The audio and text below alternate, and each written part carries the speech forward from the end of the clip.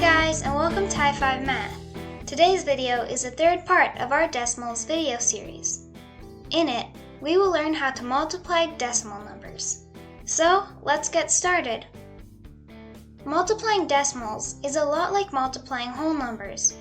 In fact, for the most part, we will completely ignore the decimal points and act as if we were multiplying whole numbers.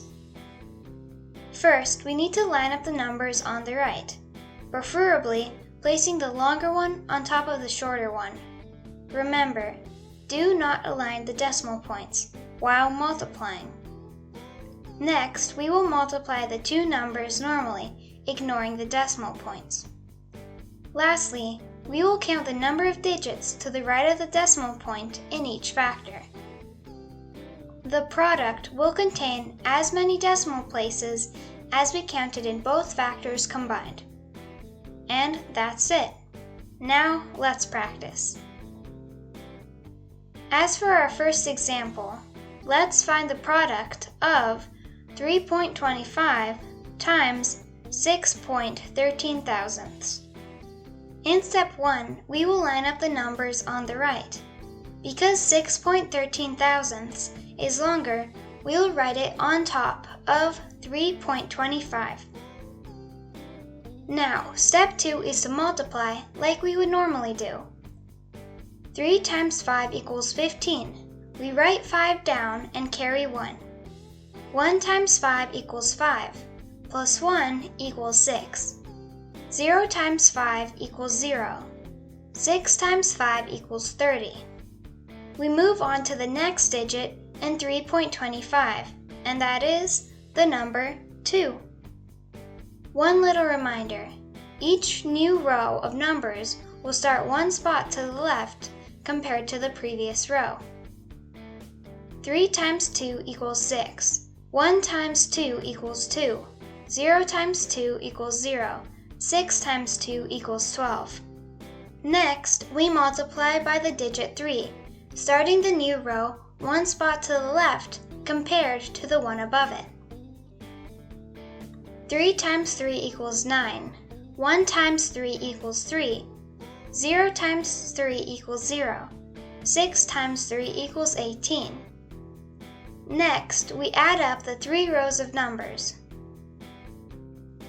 Our final step would be to count the number of decimal spots in each factor and then add them up.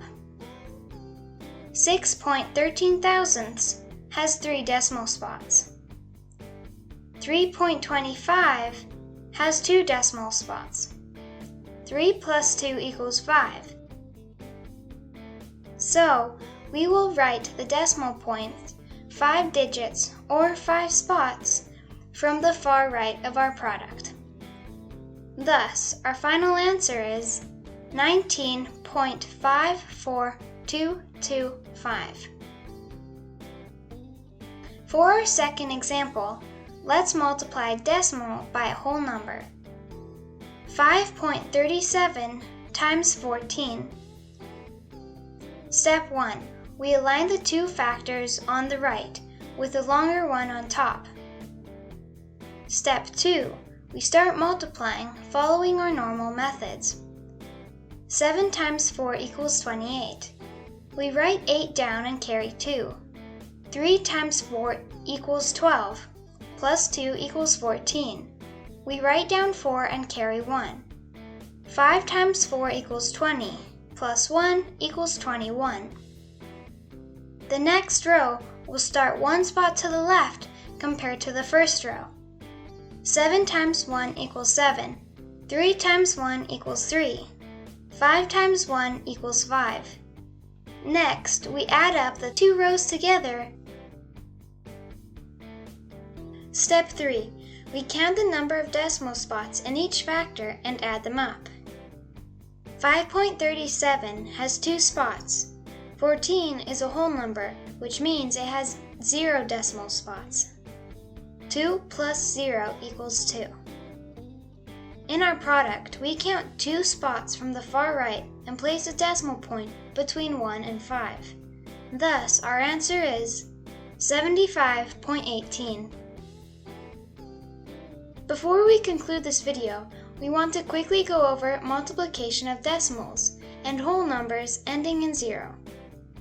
Every time we have such a problem, we can simply move the decimal point to the right as many places as the number of zeros the whole number ends in. Then, we would scratch out the zeros in the whole number and proceed with our multiplication.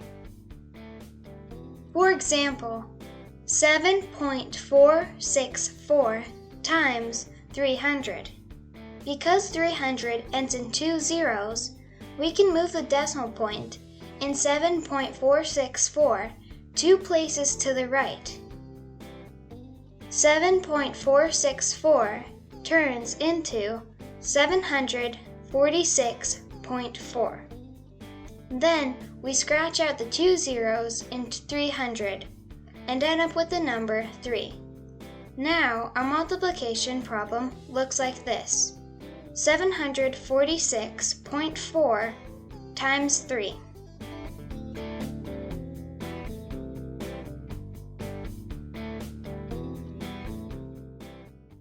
So, there you have it. Now you know how to multiply decimals. It is a lot like multiplying whole numbers.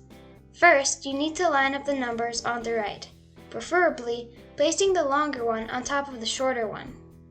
Next, you will multiply the two numbers normally, ignoring the decimal points.